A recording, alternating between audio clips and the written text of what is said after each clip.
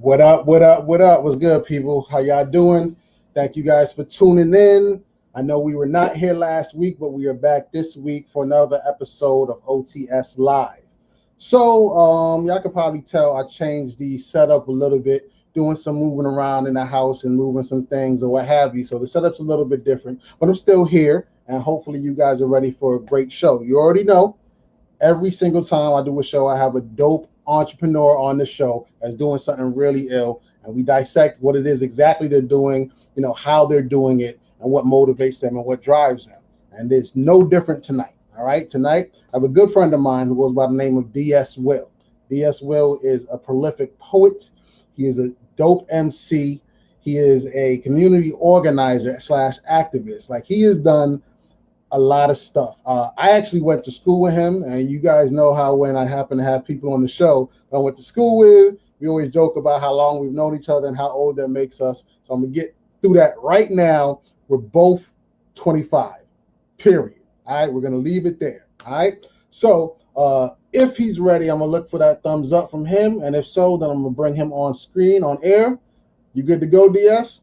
All right, here we go. Ladies and gentlemen, without further ado, I'd like to introduce you to DS. What's good, King? What's good? Chilling, brother, chilling. How are you? I'm all right. That intro was fire, man. I felt like one of 5 heartbeats. Felt like you pushed the dude off the piano. You about to act like this. Oh, man, of course, man. I really appreciate you coming on the show, B. Like, you're doing a lot, and I'm honored to be able to have you on the interview, yo, for real. You know what I'm saying? No, I appreciate that, man. Like, my intro that I gave to you when you had performed for one of the mixtape joints that I did, the poetic mixtapes, is I always considered you an OG, like an older brother. And first time I met you, we had a class together. And then I saw you rock the stage at Jazz and Java. I was like, that one. So, like, I knew I definitely wanted to build with you. And this is a beautiful thing, like, over 12, 13 years. Yeah. Since that day, that we're still able to communicate and build and create art. So it's just a beautiful brotherhood. So, I appreciate you a great deal, man. No, of course, man. And same here, bro. Like, I think I told you after the poetic mixtape, which we'll talk about in the show, like, to see where you've come from, you know what I mean, in regards to your talent. Because you were talented in Rutgers, but like, to see the progression up until this point, yo, it's insane, B. Like, wow. Is like, really, that's literally all I can say. Like, poetically, B, just dope. And then, of course, I've always felt like, emceeing and poetry hand in hand. You know what I'm saying? And your voice as a lyricist is just as amazing and just as adept. So, man, kudos to you, B. Which is why, I had you on the show. You do a lot of things, but I always tell people when I do this show, a big part of it to me is having artists on the show, because to somebody who's not an artist, they may not necessarily see the parallels. Like, artistry is entrepreneurship, possibly at its highest form. You see what I'm saying? You got to go so hard when you're an artist, when you're a poet, when you're an MC, when you're when you're an artist that does any sort of paintings and things to that effect. You got to go hard to get your craft out there. And I don't think people understand that. So that's why I try to have people like yourself on the show as well as people that might own a business, because the parallels are staggering. Like, it's literally the same grind. You know what I'm saying? So again, thank you so much, brother, for being on the show. I appreciate that. Appreciate you. So to start off, let's just talk about some of the things you have going on, right? So the first thing I'm gonna bring up is I know you have a project that's about to drop within like a month or so. Ink Don't Fail Me. Tell me. Yes, sir. So yeah, it is my my 4th / project that I'm coming out with, entitled Ink Don't Fail Me. I've had it in the pocket for at least 4 years, actually. I was originally inspired by my visit to the National History African American Museum in DC. And if you have not been, you must. Yeah, that place. You must. It is life-changing. And I only got to see 2 floors. I can imagine what the experience would have been if I got to actually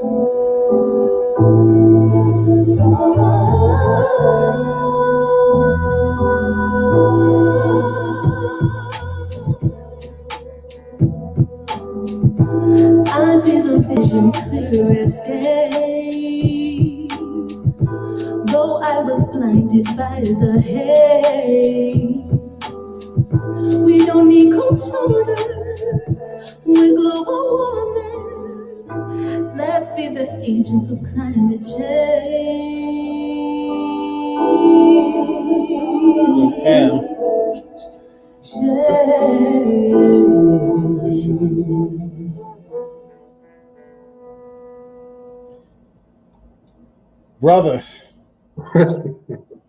Brother, this joint is fire, B. Real I talk. appreciate that, man. Fire.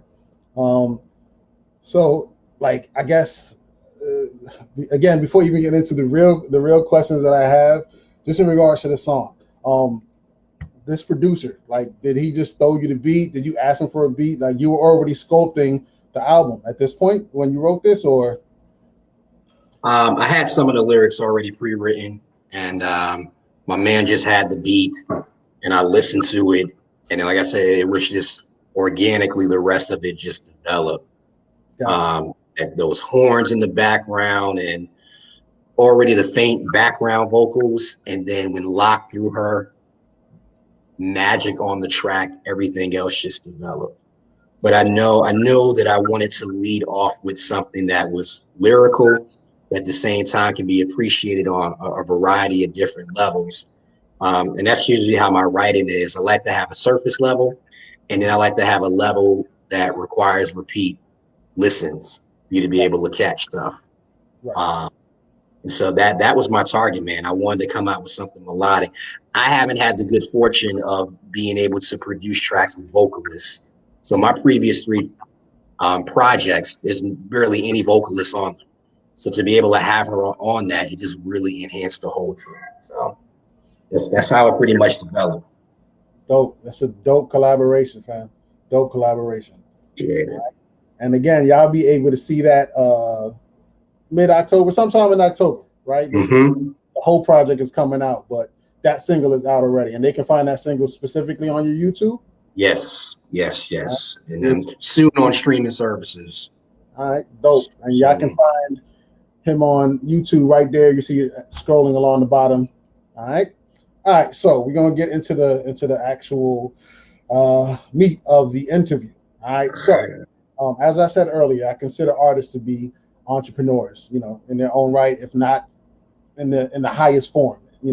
Everything is on you as an artist. You know what I mean? And you have the added part of hoping that people actually enjoy what you craft, right? When you're an entrepreneur in other forms of business, people still have to like what you do, but it's a little bit easier.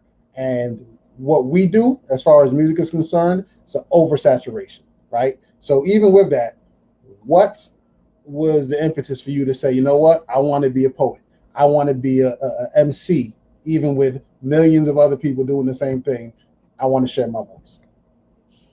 It starts off with an idea, and it starts off with a strong belief in self. All artists, to a certain degree, have ego.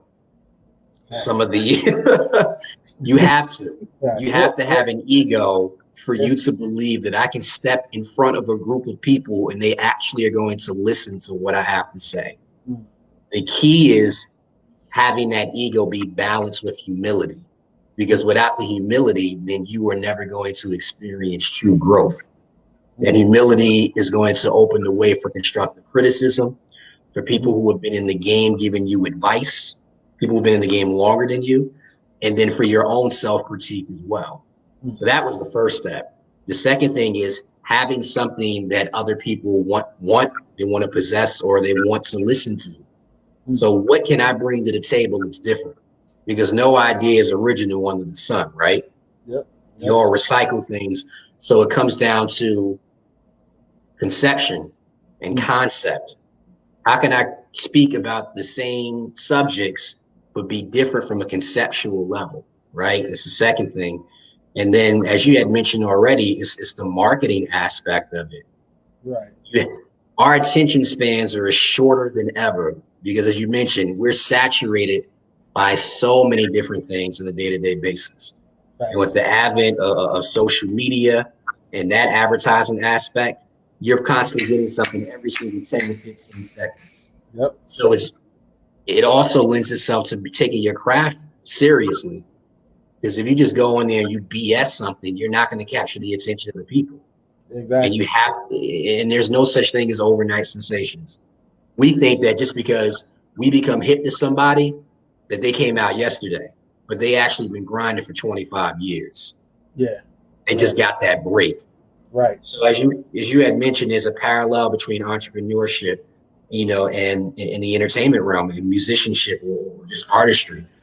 Consistency, belief in self, and bringing something different to the table.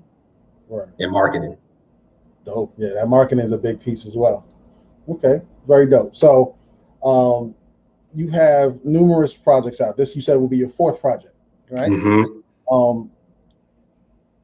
In bringing out your projects, and this is just, again, another part of entrepreneurship, can you tell me about any struggles or hurdles that you had and how you were able to overcome them? Going back to belief in self, I'm mainly known as a poet or a spoken word artist. Right. So I'm introducing an album. So even though I've had 3 previous projects, I didn't necessarily push them as an MC. Right. And that's branding. That also comes into play. And the reason why I didn't do that is because the hip hop community is extremely competitive and everybody raps. I guarantee my mama got a mixtape from 78. I guarantee she does. And so it goes with it. So again, what are you doing to kind of separate yourself? And so when I listened to those 3, of course, we're our own biggest critics. I felt that at the time that I really wasn't bringing anything that's going to be attention grabbing. So I'm going to set up a platform with spoken word in which I'm more readily known, and then I can ease in the hip hop aspect. I can kind of drizzle it in within my pieces, so then people become more accustomed to it. So when I release the full thing, they're like, "Oh, and he's an MC as well." Gotcha. Well, let me get the opportunity to listen to it. So at least I get that initial listen based upon what they already know me for. Right.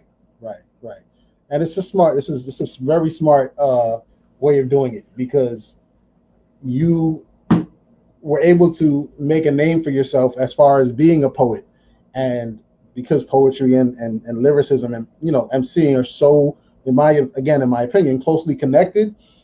You can tell, like, let's be real, dope poets, it makes sense that they would be dope lyricists. Then the issue then is, can they deliver that lyricism over a beat and make it convincing and make it be dope? But they have the lyrics already, because the things that y'all be saying, man, listen, and I've been emceeing for a long time, and obviously when you met me, I was doing poetry as well, and I just kind of went full ahead on the MC side. But like, listening to some of y'all, like, I feel like y'all some of the greats in regards to the lyricism y'all bring within your poetry. So it's kind of like a logical progression to say, you know what, if I to hop in that ring. So I definitely respect that that drive. And I think a good phrase you use is the belief in self. Like, you know what, I'm talented enough to do this as well. You know what I mean? So, and again, you already know what I think. From everything I've heard so far, I think it's fire. So, all right. So we talked about a hurdle and how you overcame it. Tell me about one of your biggest successes. I gotta say, one of my biggest successes is just looking at my growth and where I started from. I'm from Jersey. I was a transplant in Carolina, and no one knew me from a can of paint. They didn't know about Jazz and Java and Verbal Mayhem, or me working with some of the more known spoken word artists who have gone on to do fantastic things. Right. So it's really just starting from ground zero and earning the respect of individuals, and to look at where I was to where I am to where I'm going. Because where I am right now is cool, but that's still not my final destination, because there's still things that I have to accomplish. But sometimes we're so focused on how far we have to go that we don't take the opportunity to look back and see how far we've come. Gems, for real. So recently I've kind of gotten the opportunity to really sit down and look and see how far I've come and see how I can create a program like Press Play Poets, and we can fill a house and have a couple of hundred people there, just based upon name recognition and talent alone, of not just myself, but all other individuals who had their hands in the pot. 3 years ago, I wouldn't have been able to do that. I'd be lucky if I got 3 to 4 people.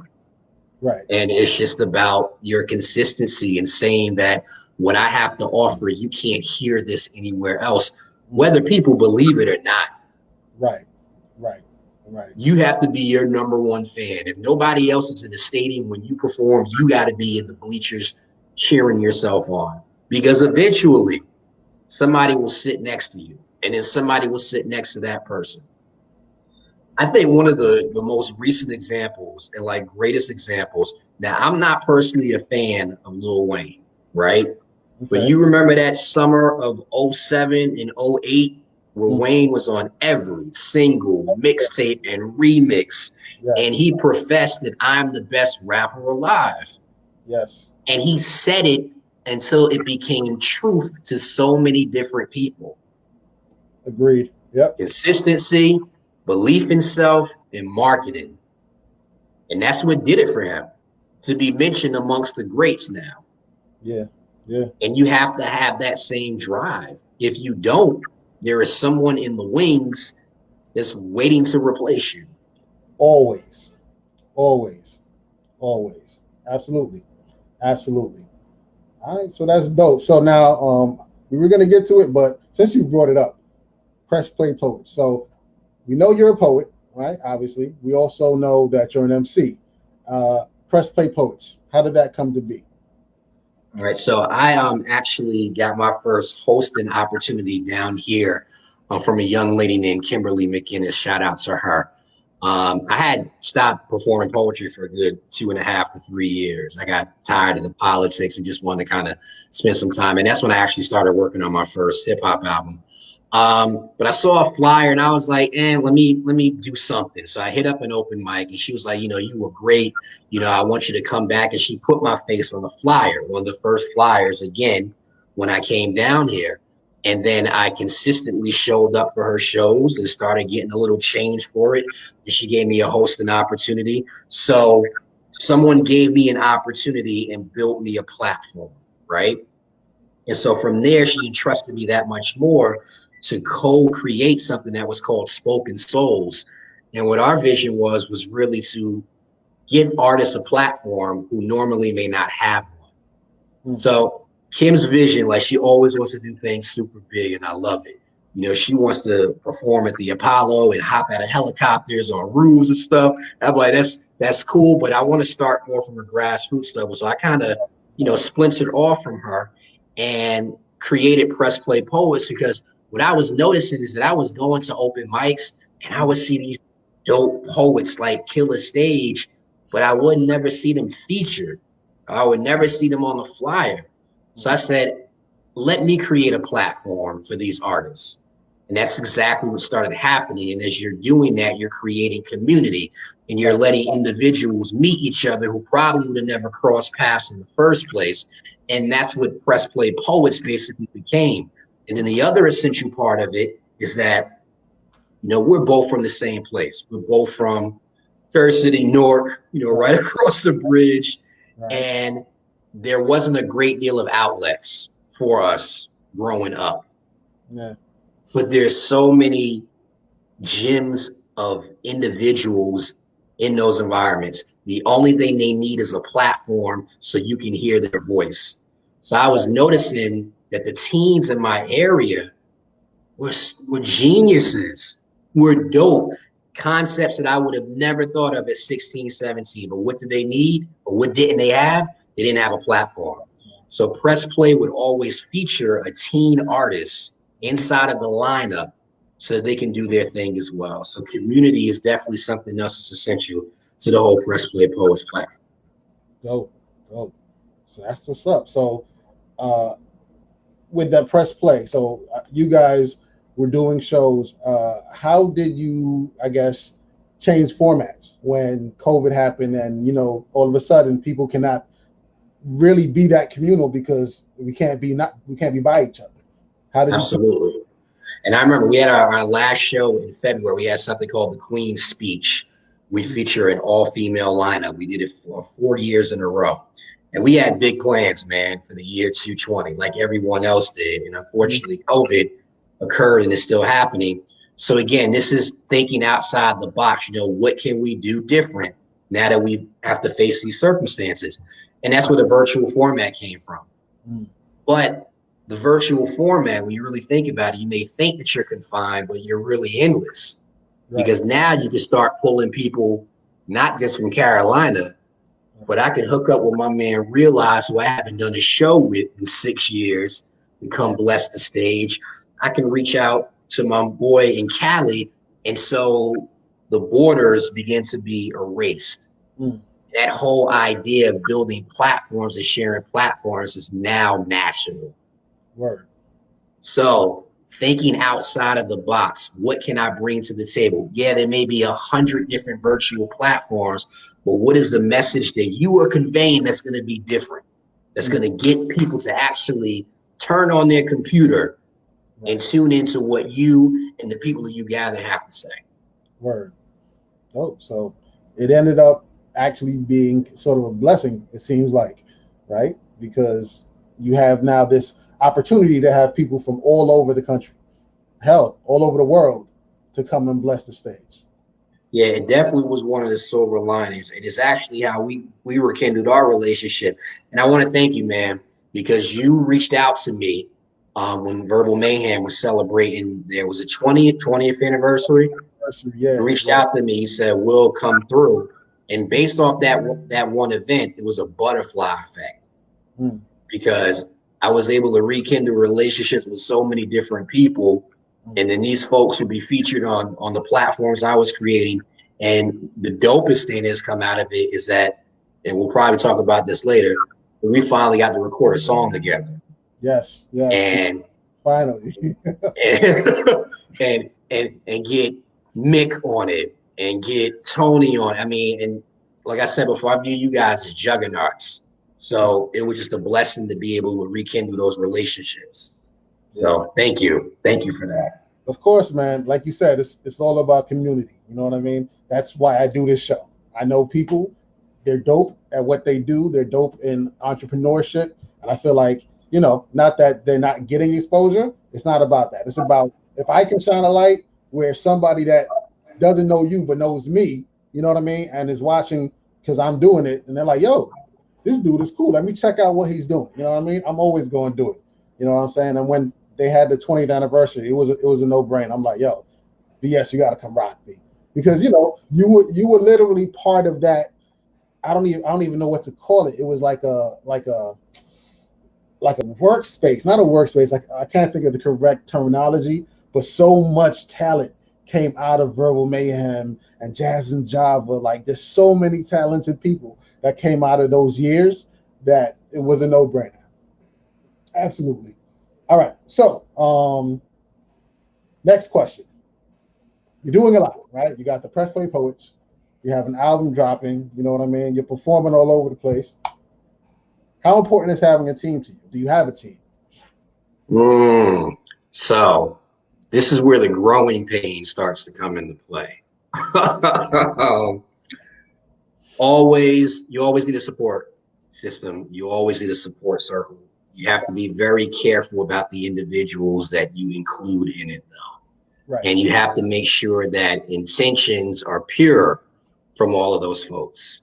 That is one of the biggest lessons that I've learned in trying to create a brand, whether it's a singular brand or a brand of collective individuals, is choosing the right people.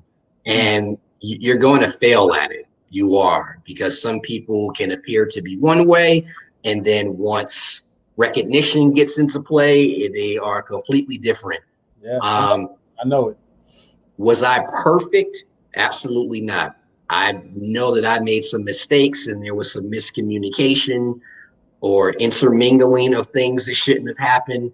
Mm-hmm. But having a team is very important. And these individuals have to believe in the vision. Mm-hmm. And everyone has to play. Man, one of the most profound things that's been said in quite some time. I was watching, Chris Rock's stand-up special, Tambourine. And I kept wondering what the title had to do with his actual special. And then he started talking about relationships. And he said, in a relationship, you have to take turns being the lead and being the supporter. Sometimes you're going to be the lead playing the guitar, the main instrument, the vocalist. And then other times you're going to be playing the tambourine.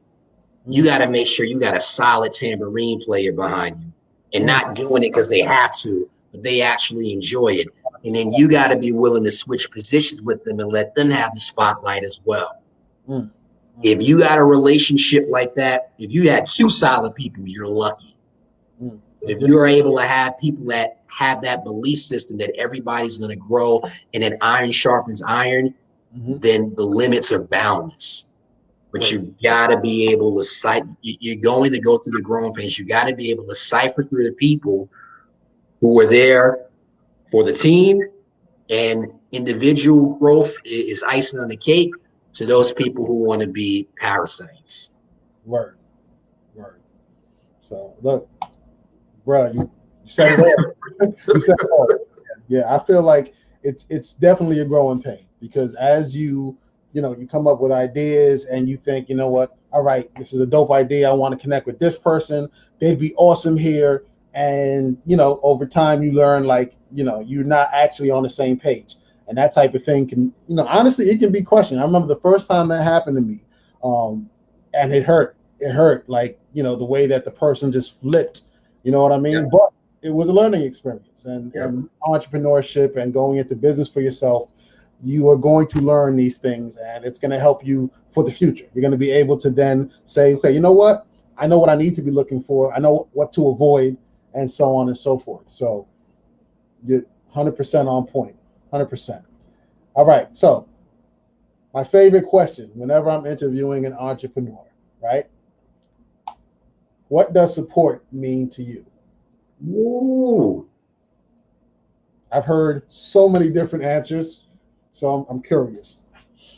Support can be grouped in two categories, the tangible and the intangible. Speak on it. The intangible can be is as simple as someone saying, I believe that you can do it. I have faith in you. You're talented, so on and so forth. Then the tangible is actually putting the intangible into action. Attending these events, spreading the word about your appearances, writing reviews, liking, sharing. And it's easier now than ever to do that. So even if you can't make a show, you can tell someone else that a show is happening. Facts. Right? And then the other thing you have to realize is that support may not always be consistent. And as an artist, you can't keep a tally on that either, because then you're going to get frustrated. You can't have the attitude, well, what have you done for me lately? Well, that person went through your first 3 shows. They couldn't make the next 2.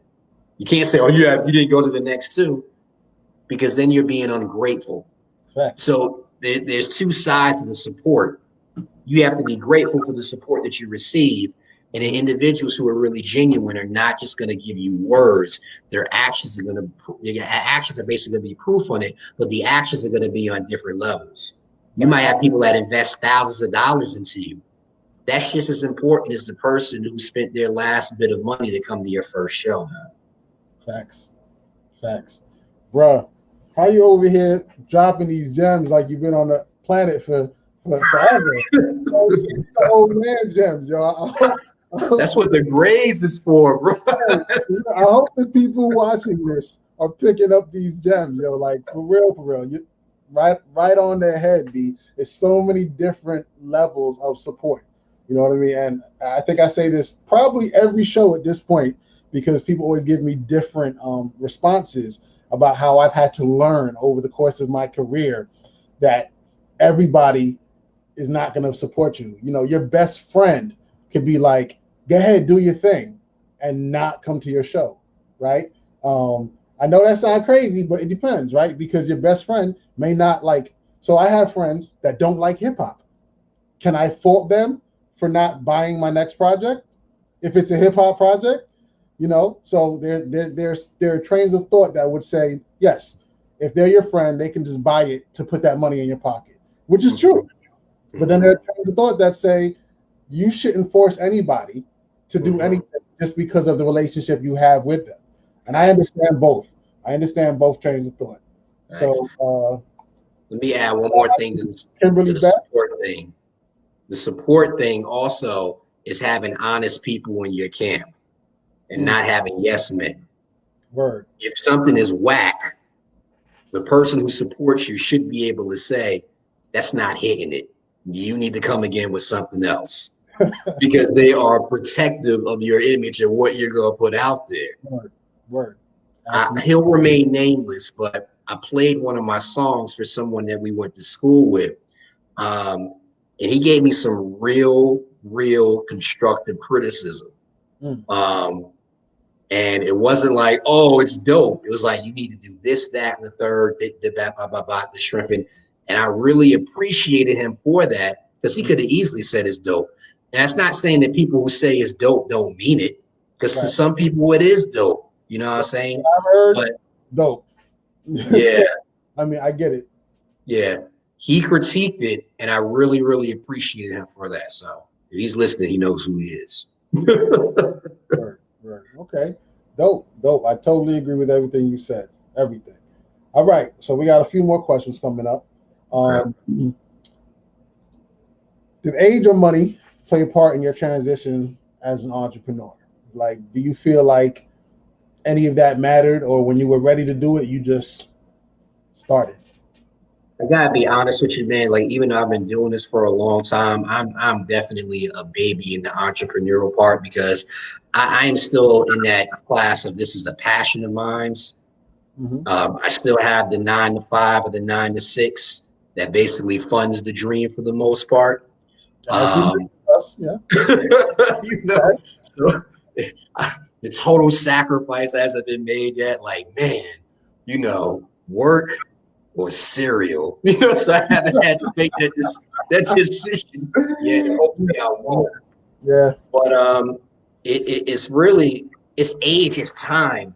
It's because, again, we ain't here forever, man. And if this year has taught us anything, it's how things could flip instantly.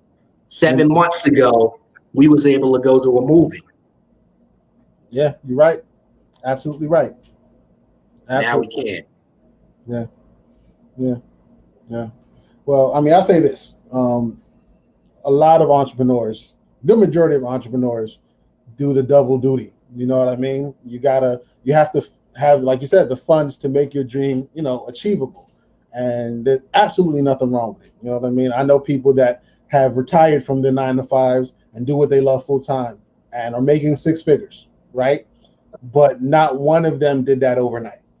You know what I mean? I know a few of them, and they all put years into their passion until it got to a place where they were able to actually say, oh, I just realized I'm making 6 figures. Okay, I'm out, you know, from as far as work, a 9 to 5, a normal 9 to 5, you know, so it's totally understandable. I'm still there, you know what I mean? And I have big plans, you know what I mean? So I will be at my 9 to 5, you know, because it suits me. It helps fund what I love. And I guess every entrepreneur is probably familiar with this. I'm probably preaching to the choir, but for those of you who are still yet to take that leap and want to get to that point, there's nothing wrong with having a 9 to 5 until you're able to not. All right, cool. So with everything that you're doing, what drives you as an entrepreneur? Why do you keep going? It's to leave an impact and create change. During that time where I had stopped performing, I went on a cruise with some friends, and I met this dude. He was real cool, very successful photographer out on the West Coast. And he was like, you know, by the way you talk, I can tell you do some type of performing or something like that. He's like, what do you do? I was like, I do a little poetry. He said, oh, you still perform? I was like, no. And he kind of paused and he said something I'd never forget. He said, if you have a gift and you don't use it, you're slapping God in the face. I said, I don't want to do that. Yeah. That stayed with me. And then the other thing I thought of is like the things that we do naturally, the things that come easy to us. There's somebody right now paying someone else to learn how to do that. Yeah. Crazy. Yeah. There's somebody at some 4 to 5 day, well, not now because of COVID, but 4 to 5 day retreat and workshop out in the woods, you know, with catered lunch, things like that. Paying a ton of money To learn how to do what you do. So that's the gift in what you do. That's the drive, man, is the fact that I have a purpose doing what I do. And I have to impact other people so they can realize what they have in themselves and they can play it forward to the next generation as well. We're all seed planters. That's what our art does. We plant seeds. Some of the shade we may see, others we may not. But you got to be a farmer. You got to always cultivate with your art. Bruh. So I'm about to chop so many sound bites. Yo, 100%. 100%, man. 100%. So, I mean, that is so dope. So I'm going to say this. We actually hit all of my questions, right? But you got so much stuff. So I have a ton more questions for you. Okay. So we are going to get to the second single off your album. But before we do that, tell me about the Raleigh Film Festival appearance. Tell me about that. Oh man. So shout out to artist Christopher Terrell for the opportunity. They had a page on Facebook and they put up these photographs of these animal eyes. And somebody in the Press Play Poet group has said, hey, we should write something to these pictures. And so I said, all right. So I wrote something and then I just started getting into like editing like little films and things of that nature. So I recorded myself with the picture in the background. It was called Chameleon. And I sent it to Mr. Terrell. He was like, yo, this is good. And he featured it on his page. And so I kept hearing word about the festival coming up. I said, let me just ask him, because the worst that he could say is no. And if he says no, I'm right where I am before I asked him. Facts. But if he says yes, I'm on the show. So we had a conversation. He's like, yeah, man, you know, send me what you got. And I did. He was blown away. And that's what created that opportunity. Now, at first I was disappointed because I wasn't going to actually be at the event to perform. But then again, creating these silver linings, creating this lemonade out of these lemons, it gave me the opportunity to now really film my pieces. And so I got connected with this queen. She's a part of Born to Film. Shout out to her. And we filmed some of our pieces. And now we get to submit this art to be shown. So it's not just a performance. Now it's like a mini film. And that can be used for promotion purposes for other things. Right. So it all worked itself out. I'm super excited at the opportunity. And I'm on the lineup with some other dope poets. So yeah, October 2nd. Yeah. Before the festival. And where would somebody be able to find this? It's free passes, so I'll inside of the chat, and then I definitely would like for you to come through, man, get your critique. But October the 2nd through the 4th, passes will have all the instructions on how to tune in. Word. That's super dope, yo. That is super dope. I want to hit on something you said. You said, if I ask him and he says no, I'll be in the same place I was before I asked him. That is so clutch because people seem not to understand that the worst somebody can tell you is no. They can be an asshole about it, right? But still, at the bottom line, no. So it never hurts to ask because you never know where you can find yourself down the line from asking that question. You know what I mean? And I think a lot of entrepreneurs in every field have a hesitation in actually asking questions for fear of getting rejected, for fear of looking stupid or what have you. and you don't know what you're missing out on because you haven't made the attempt. So I just think that was a very key point you made. Another gem tonight. So appreciate you for that. All right, cool. So something else I wanted to ask you about. You have a new book coming out, Freedom Within Market. Yeah. So I'm actually revealing the title of the book on the. Now you good? You good? I was gonna do it anyway, but this is the first platform in which I'm doing it. Because you're my man, and again, we have a long history with each other. So the title of the book is actually called Escape of Freedom. And it is a collection of work from the last 13 years. It is mostly work that I've never performed live before either. I'm very excited about it. It's in the editing process. We're looking at a release sometime early next year. And the title, I was like really wrestling with different titles. And some of them was whack. I was like, yeah, Words to Live. It was like, nah, that's not gonna get it.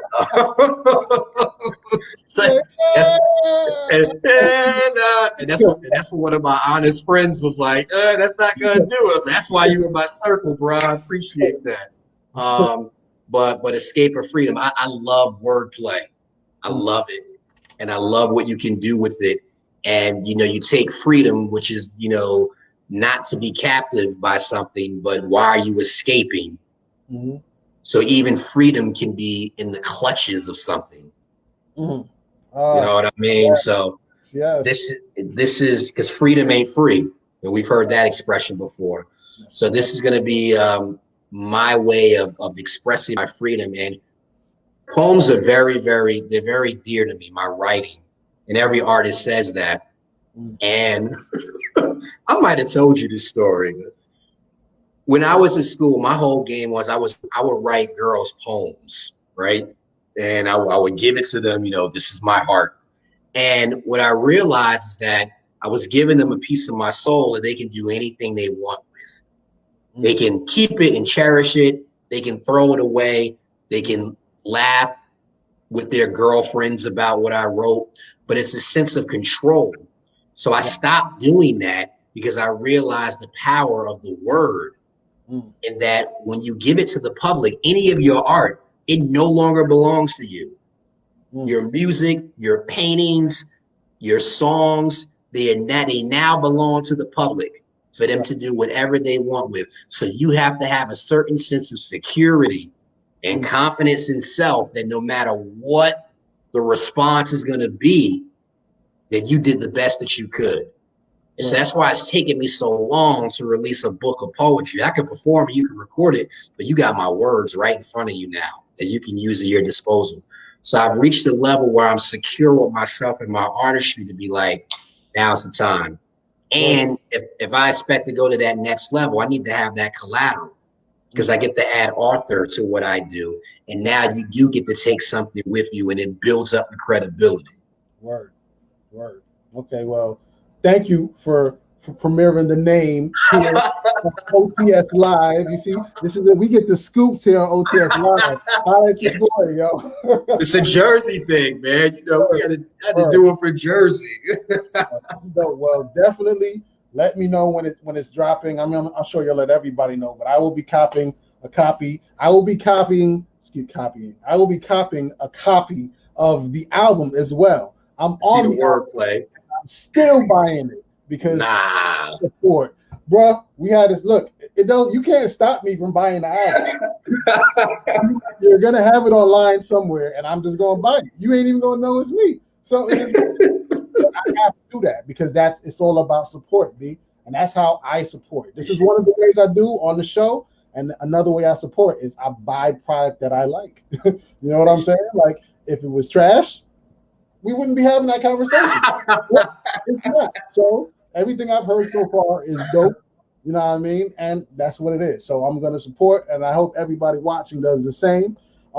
Once the album is released, once the book is released, you are more than welcome to come back on. You know, even if you do like a quick, 20-minute, 25-minute thing just to promote whatever, you're always welcome on the show, brother. Always. Oh man, I've been See, I'm so excited. I'm not even on my job. I'm supposed to be.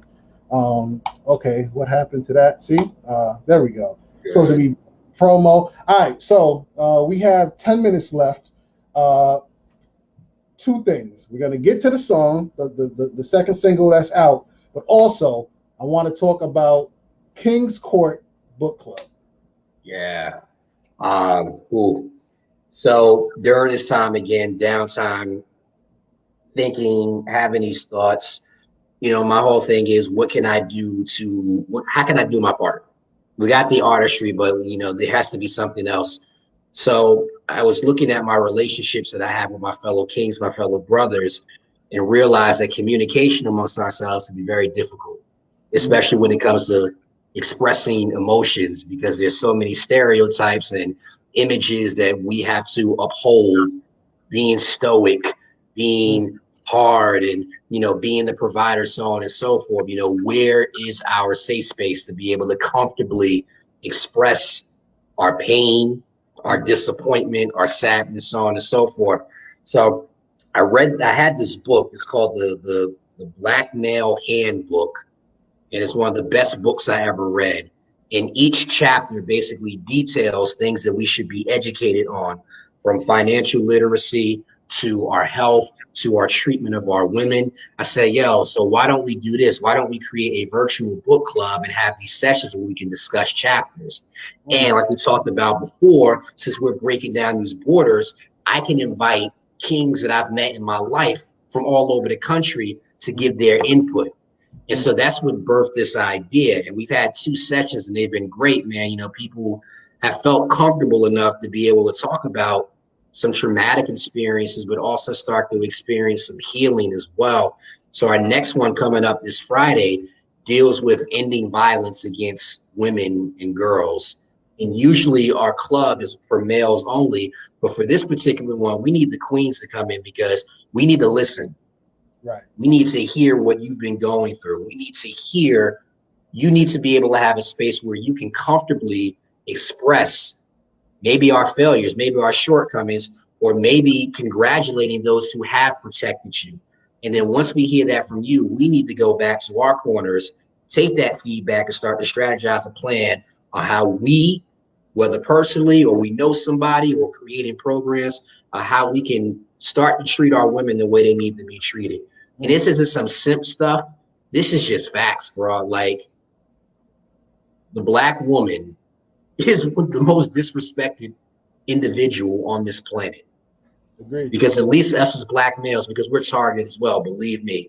But the one thing that we do have on our side is that we are males. Yeah.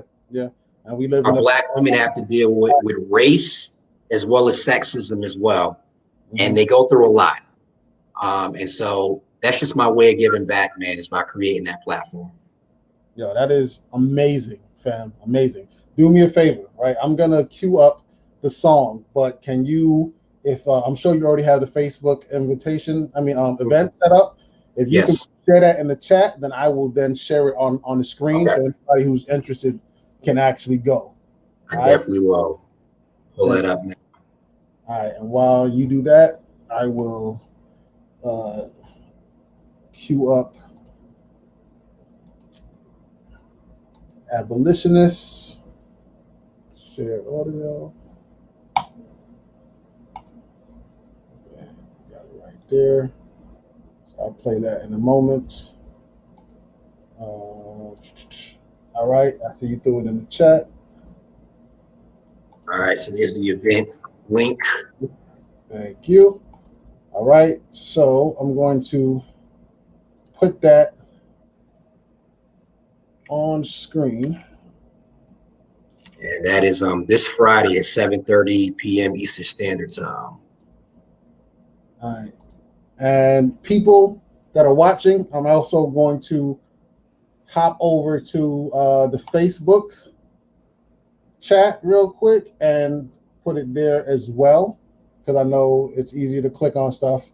That's how I am than trying to copy that from site. So let's see. 2 seconds. There it is. And all right, there you go. So it should be in the chat now for anybody who may be interested in attending in the actual Facebook chat, so you can click right on it. And so if you don't mind, I'm going to put the link for the Raleigh Film Festival, and that's how you can get your free passes too. So I just put that in the got it. chat box as well. All right, I'm going to play this song. Actually, give me an intro to Abolitionist while I post that. All right, so I definitely needed something that had some energy to it, something that was just us fighting back against the system. I teamed up with two super dope lyricists here in the Carolina area, my man Floessence and my man Eternally MC. Definitely look them up. They are a part of a collective called Cypher University. Just incredible lyricists. And so three of us got together and made the song, and the rest is history. Word. Okay. Here we go. I'm sorry, go ahead. And I actually created the artwork right here as well. I wanted to be able to feature some prominent individuals who play the role in the abolitionist movement. And if you notice, that video in the background is that of the Panthers as well. So just wanted to comment on that. Super dope, by the way. You did the artwork for Don't Fail Me too? Yeah, I did. It's fresh.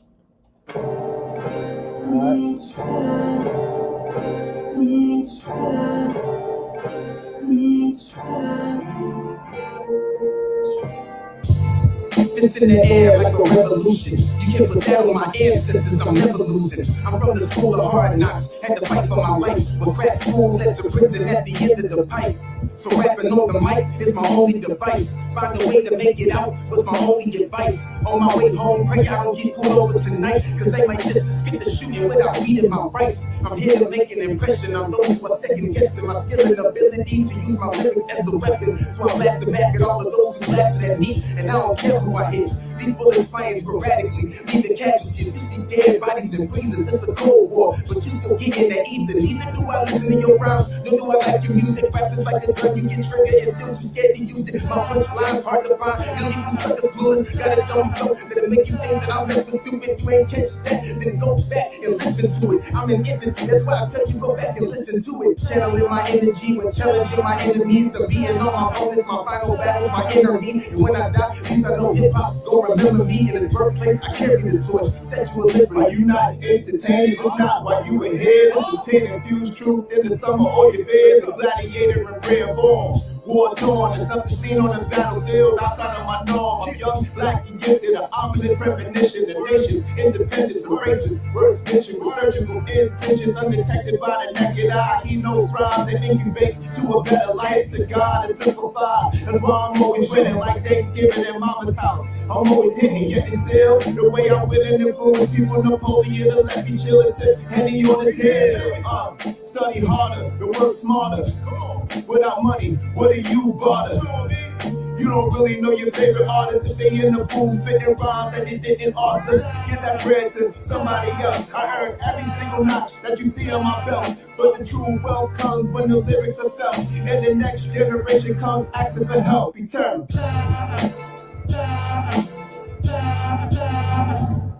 Yo, we let our pen vent, we're searching for our independence. Bases covered, play it off until we wave a pennant. Drop gems in the jewels and serving as a pendant. Grew on by a scholar who thoughts that made him such a menace to this establishment, who remain ravishing. The waking about the cousin of death, merely practicing facts about my faction, a fraction of what's synonymous. Lies tend to actually happen amongst these honest men. Rose up imposters, something I never mimic. I'm sick of all the games, so notice I skip the scrimmage. The vote is international, trying to gain parasites. Pass towards devils who play in the role of parasites. Stamina of amateur humorous in my psyche. I'm 3 hours deep, face war is very likely. Without the cosign of Feige, but marvel at the cinema real that now excites me. My rap persona was on loan in the art performance. Step spotlight amidst of my own corona. Still a better man told you, check the letters, stand deals, conception of prophecy in the sonogram. Plain James can never tell me to innovate. How survive this is a band, it's time to renovate. From all the minuscule, hope you handle the ridicule. My scholarship has just been approved, that's worth this life for you. Yo, bruh, Yo, real talk, fam. Like, the beats is fire, lyrics is fire. The two MCs you had on there was dope. I like the juxtaposition. Like their flows obviously are so different from yours. It just melds together very well. I think it's very dope, yo. Very dope. Yo, thank you so much, my brother, for being man. Yo, man, for real. I really appreciate it, man. You have no idea. Word is born. It's been beautiful, man. I like to give people flowers while they're here. So I want to give you your flowers, bro.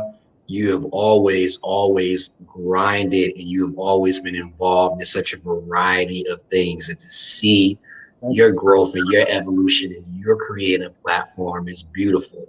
MCing, poetry.